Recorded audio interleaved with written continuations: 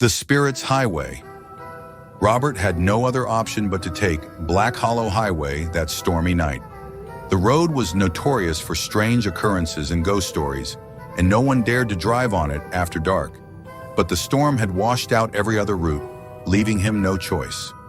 As soon as he entered the road, nature seemed to whisper warnings. The trees creaked and the wind howled as if trying to stop him. Every instinct screamed at Robert to turn back, but he ignored it. His brain told him, it's just a road. But deep down, he knew this was no ordinary highway. Moments later, Robert saw a lone figure standing by the side of the road. Against his better judgment, he slowed down. The man climbed into the car without a word. His presence was unnerving. The air in the car turned cold as the stranger settled in. "You shouldn't have come here," the stranger said in a low, eerie voice, "especially not at night." "Why?" Robert asked, trying to keep calm. "This road, it's cursed. People who drive here at night don't make it out. The spirits, they take anyone who dares to pass through."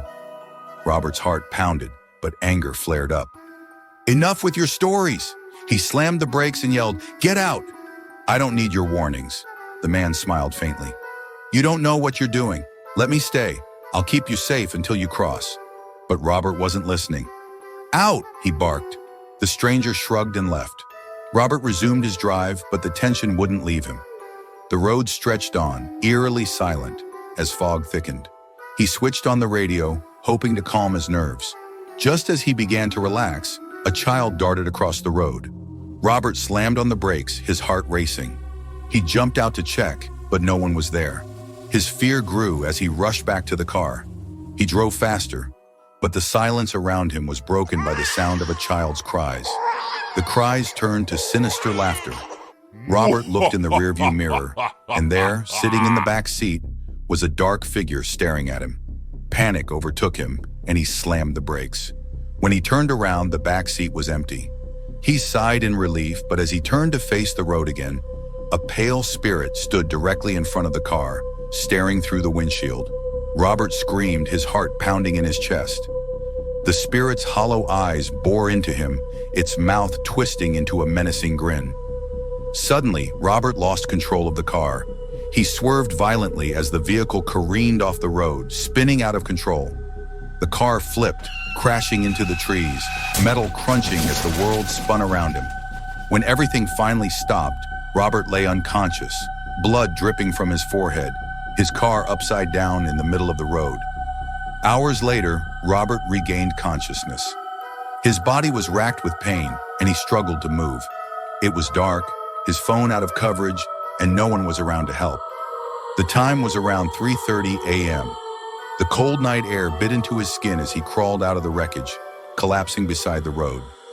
By 4 a.m., the sound of an approaching truck broke the silence. Relief washed over him as the truck slowed, and the driver, a lone man, came to his aid. The man helped Robert to his feet and into the truck, driving off into the misty morning. "Thank you," Robert whispered, his voice weak from the pain. The driver didn't respond for a long time. Then, after a few minutes, he spoke. "I already warned you." Robert's heart stopped for a moment. Panic surged through him as he turned to the driver. "Who are you?" he shouted. "Who the hell are you?" The driver said nothing, staring straight ahead, his face hidden in shadow.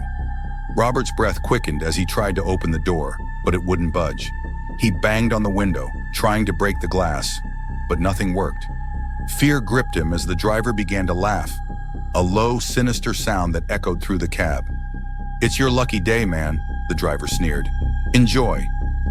Before Robert could react, the truck screeched to a halt.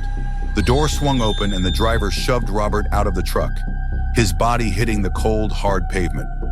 The impact sent fresh waves of pain through him as he tumbled onto the road, his already battered body taking more damage. He lay there, gasping for breath, his vision blurred, convinced that this was the end. Blood trickled from his wounds and he felt too weak to move.